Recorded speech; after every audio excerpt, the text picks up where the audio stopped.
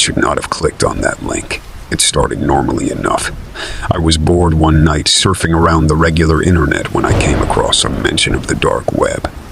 I had heard whispers about it before, a secret network of hidden sites you can only access with special software. Curiosity got the better of me. A quick online search led me to download the Tor browser, and with a few clicks I was in.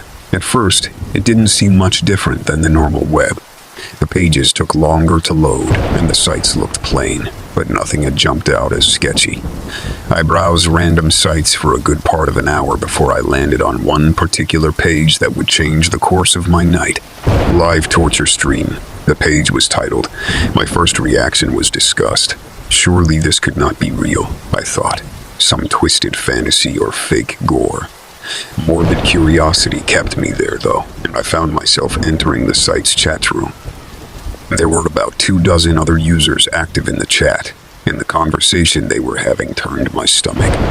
They were talking casually, even jokingly, about someone named Sarah who was apparently being tortured live on camera. I was just about to exit out when a new message popped up from the moderator announcing that the show was starting. Against my better judgment, I didn't leave. When the grainy video feed flickered on, I could see a small concrete room with a metal door on one side. A few moments later, the door opened and two large men wearing black balaclavas came in, dragging a young woman between them. She was sobbing and begging for her life. The men strapped her down to a metal table in the center of the room. Then one wheeled over a tray covered in sinister tools. I was horrified, but couldn't look away. The men proceeded to slowly torture the woman in awful ways, stopping occasionally to check the chat for requests on what to do to her next. The other viewers encouraged them with disturbed suggestions. It was an unfolding nightmare, but I was paralyzed. After what felt like hours, the woman's tortured screams went silent. She had passed out from the pain. The men left her limp body tied down on the table and exited the room. The moderator typed a message saying the show was over for today, but that Sarah would be kept alive for more fun tomorrow. Logging off in a daze, I prayed this had been staged with special effects and good actors. Just a twisted fantasy for the shady corners of the web. Over the next week, the site became my obsession. I couldn't stop thinking about what I had seen and whether it had been real. Every night I would log in, fixated by the horror unfolding before me. Sarah was clearly being tormented and degraded for real. The brutality was too genuine. I started digging deeper into the site's origins, trying to find some hint of its physical location. Mentions of the time of day during certain torture sessions, combined with background noises, gave me a sense that it was probably somewhere in Eastern Europe. I became consumed with a need to figure out exactly where this house of horrors was, to locate Sarah and find some way to rescue her from her endless agony. After weeks of obsessive research, I managed to piece together small clues that pointed to a likely city. One night, driven by urgency, I hastily booked a flight. The next day, I was on my way, determined to be the one to shut this sick operation down and free Sarah. Upon arriving in the city, I immediately set out to the area I thought the house was in. It matched the brief views of the surrounding area I'd seen on the torture streams. The streets were dingy and lined with run-down buildings. Locating the actual house took hours of combing the area, looking for landmarks from the streams. As night fell, I finally zeroed in on the house. It was an old abandoned property in bad shape. All the windows were blacked out. Heavy padlocks secured the doors. I watched for any activity, but the place appeared still and quiet. Approaching slowly, I made my way to a first-floor window. Bracing myself for the horrors within, I peered inside. It took a moment for my eyes to adjust to the darkness, but then I saw it, illuminated in moonlight coming through cracks in the boards. The plain concrete room, metal table stained with blood, a tray of sinister tools, but it was completely empty. There was no sign of Sarah or anyone else. The house had been abandoned long ago. Shaken, I returned home with more questions than answers. Had this been some elaborate fake, a set designed to trick psychopaths who would pay to watch torture? Or had it been real, only long shut down by the time I tracked it down? I'll never know the truth of what I saw in that grainy video feed, but the darkness I stared into on the dark web will forever haunt the edges of my mind. A reminder that true evil exists just out of sight, waiting to trap the unwary curious. Curiosity that almost cost a young woman named Sarah her life as the plaything of the disturbed. Dark corners best left unexplored, no matter how tempting the secrets thought to lurk within. Some doors opened cannot be closed again.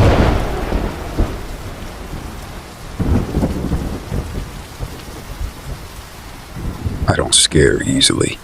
I've always been fascinated by the morbid and macabre. So when I first heard whispers about the hidden corners of the internet known as the dark web, I felt compelled to explore them. Late one night, fueled by curiosity, I downloaded Tor and clicked my way through the anonymous network. Most of it was underwhelming, just text-based sites with boring interface. But eventually I landed on a site that made my blood run cold.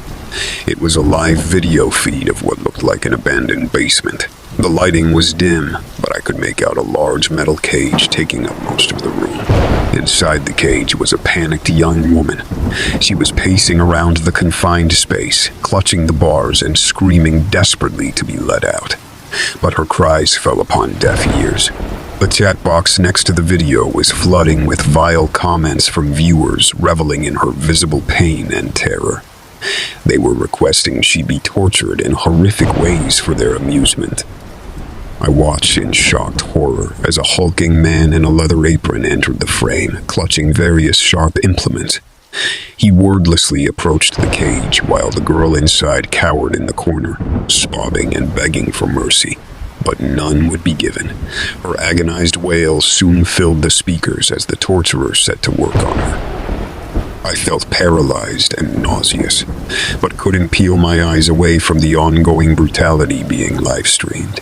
The anonymous online spectators continued spurring him on, typing out vulgar and shocking suggestions for how to inflict more pain and humiliation upon the captive girl. This went on for what felt like hours until she lost consciousness and was dragged off camera. I exited the site shaken to my core. The twisted depravity I'd witnessed was not some fake snuff performance, but very real human suffering for the amusement of the deadened souls who frequented the dark web's shadowy corners. What haunted me most was the look of desperation and terror in that girl's eyes. A silent plea for someone, anyone, to save her from her hopeless plight. But down there in the darkness, no savior comes. I still have nightmares about that nameless girl in the cage. But I know the chilling truth is that her agony goes on. The dark web's hungry shadows continue to feed off innocence, devoured. And untold numbers of society's most vulnerable suffer fates, worse than death for entertainments cloaked in technological anonymity. There are true monsters in those uncharted depths, lurking just out of sight, waiting to awaken your darkest fears.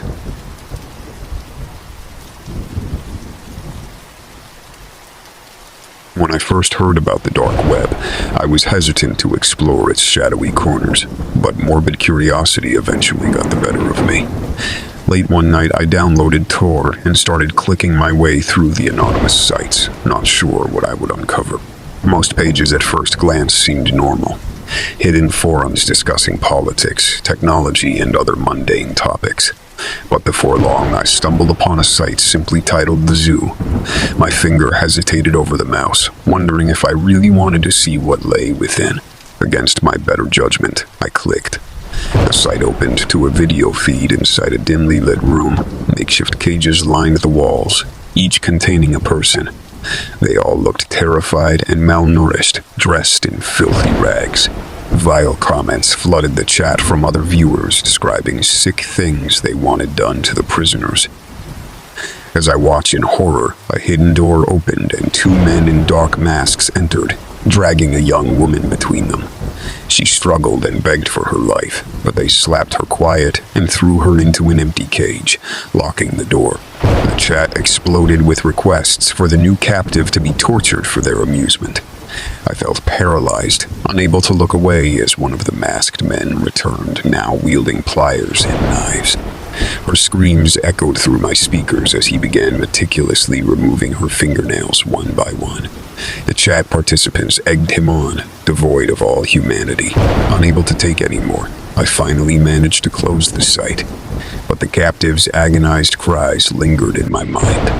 I felt sick for having borne witness to such pain and depravity.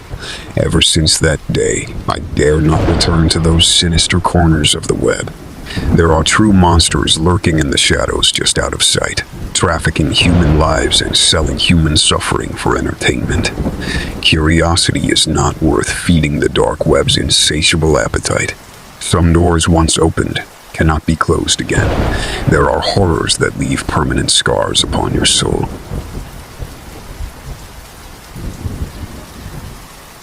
I should have listened to my gut telling me not to click that link.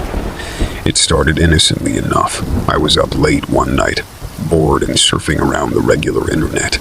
I came across some posts mentioning the dark web, a hidden network of sites that can only be accessed through special software.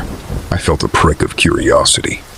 I had heard whispers about the dark web before, about how it contained all kinds of illegal and messed up stuff. But a part of me wondered if those were just rumors, exaggerated to scare people. I decided to take a peek for myself. After downloading the Tor browser and fumbling around, I accessed the dark web. At first glance, it really wasn't that exciting. The sites looked bare bones, text, heavy. It reminded me of what the whole internet used to look like in the 90s. I clicked through random sites and forums, not seeing anything too crazy. But then I landed on a particular site that made my stomach turn. Live interrogation read the title. The page had a video player and chat box. I should have closed it immediately, but morbid fascination glued me to the spot. The video flashed on, revealing a dim basement. Two large men in ski masks appeared, dragging a terrified young woman between them. They chained her to a pipe on the wall and ripped her shirt open, exposing her back. One man produced a wicked-looking whip while the other readied a camera. I sat frozen as they proceeded to savagely beat the woman, pausing after each lash to show her wounds up close to the camera. The chat box filled with vile comments from other viewers, commanding what body part to target next. The woman's screams pierced my speakers, but the men were ruthless and methodical. This went on until she finally passed out from the pain. The masked men stated they would keep her alive for another session tomorrow. Logging off, I felt sick. This had not been staged. That poor woman was being held captive and tortured for the entertainment of psychos on the dark web. In the following days, I became obsessed with finding and stopping the people responsible. I started spending all night on the dark website, analyzing each video for clues to the location. The men had slipped up a couple times, allowing street noise or landscape to be briefly visible. Using these small clues, I was able to narrow down the likely city. I knew what I had to do next. I took all my savings and hastily booked a flight, determined to track down where they were keeping this woman and get her out. When I arrived in the city, I went straight to the area that matched the glimpse of surroundings from the videos. It was a rough neighborhood on the outskirts filled with abandoned factories and buildings. I searched desperately for anything familiar from the videos. As dusk fell on the second day, I came across an isolated warehouse that gave me chills. This had to be it. I could see a basement window, the glass long shattered. Approaching cautiously, I peered inside. It was hard to see in the darkness, but I could make out a motionless figure slumped against the far wall, chained. Finding a loose board, I pried my way in. The figure did not stir as I made my way across the cold concrete floor. As I got closer, my heart sank. It was the woman, but she was motionless and cold to the touch. Her battered body showed clear signs of prolonged torture. I had arrived too late. Fury boiled up inside me.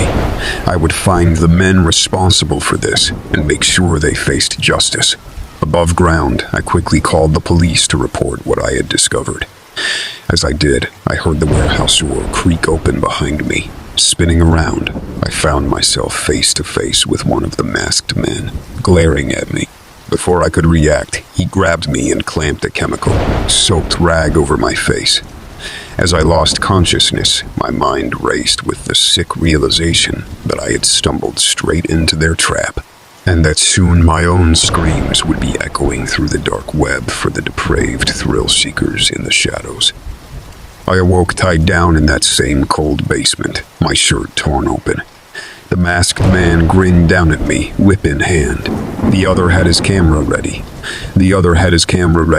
They informed me I had a big audience waiting to watch the show. As the first lash struck my back, I could only pray the police would find me in time. But deep down, I knew no savior was coming. The dark web's hunger was never ending, and anyone fool enough to go looking for its secrets would inevitably wind up prey. This is the chilling reality when curiosity leads you into places meant to remain unseen. That old saying is true. Sometimes ignorance really is bliss. The darkness holds horrors that can't be unseen once discovered, and some doors that get opened should have remained shut. Secrets best left where the light doesn't reach.